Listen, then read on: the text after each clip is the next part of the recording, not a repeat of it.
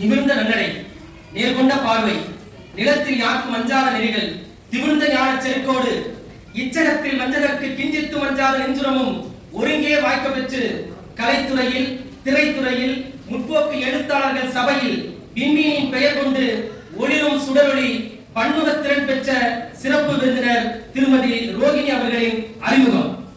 சுந்தர தெலுங்கு வணக்கும் தேசத்தில் பிறந்தாலும் செந்தமிழ் நாட்டில் செழுந்தமிழ் பேசி வளர்ந்தவர். யசோதா கிருஷ்ணா படம் மூலம் அகன்ற கண்களோடு அனைவரின் உள்ளம் கவரும் நவரச நடிப்போடு 5 வயது சிறுமியாய் திரைத்துறையில் தடம் பதித்த இவர்தம் கலை பயணம் இன்றளவும் கற்கண்டாய் தொடர்கிறது. கவிஞர்கள் பாடலுக்கு நடனமாடும் நடிகைகள் என்றிருந்த தமிழ் துறையில் மாலை பொழுதின் மயக்கத்திலே பச்சை கிளி முத்துச்சரம், விஜய் நடித்த வில்லு உள்ளிட்ட பல படங்களுக்கு பாடல்கள் பல தந்து தமிழகத்தையே ஆட வைத்த கவிதாயினி இவர்கள். மணிரத்னம் உள்ளிட்ட முன்னணி இயக்குநர்களின் கதாபாத்திரங்களுக்கு பின்னணி கொடுத்து உணர்வுகளை அழுத்தமாய் பதிவு செய்யும் அற்புத குரலுக்கு சொந்தக்காரர். இவரின் குரலும் கவிதை வடிக்கும் விரலும் நவரச நடிப்பும் தமிழ் திரையுலகின் அடையாளங்களாக ஆகி போனது வரலாறு. பெண்ணுக்குள் ஞானம் வைத்தான் தூய் பேணி வளர்த்திடும் ஈசன், மண்ணுக்குள்ளே சில மூடர் நல் மாதறிவை கெடுத்தார், ஆனால் இனியும் அது நடவாது என்று பெண்ணினத்தின் மகத்துவத்தை மழுங்கடிக்கும்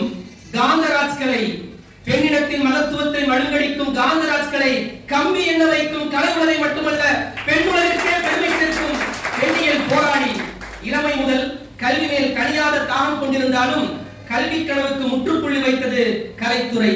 கல்லூரியில் படித்து பட்டம் பெறவில்லை, ஆனால் நூலகம் சென்று அறிவு வளர்த்து வாசிப்பு பழக்கத்தால் உலக விஷயங்களை அறிந்து செந்தமிழில் உரையாற்றவும் செழுந்தமிழில் கவிதையாற்றவும் கற்றுத் தேர்ந்த வித்தகரிவர். பாலியல் பிரச்சனைக்கு எதிராக விசாக கமிட்டியின் தலைவராக தரமான சம்பவங்கள் மூலம் தமிழ்நாட்டில் தடம் பதித்து வருபவர். மரபணு மாற்றப்பட்டவர்களுக்கு எதிராக தொடர்ந்து குரல் கொடுத்தும் இயற்கை விவசாயத்தின் இன்றியமையாத அவசியத்தை வேலைதோறும் முழங்கி வருபவர். வீரியமிக்க விழிகளால் வீரஞ்செறிந்த பெண்ணினத்தை வழிநடத்தி கம்பீரமான மொழிகளால் மாந்த சமூகத்தின் அவலங்களை நீக்கி உரத்த சிந்தனையால் சீர்பிடித்து கிடைக்கும் பழமைவாதிகளை பெயர்த்தெடுத்து இடையூறு செய்யும் எதிர்பதங்களை எட்டி மிதித்து தள்ளும் யானையின் பலம் கொண்டு பாரதி கண்ட புதுமை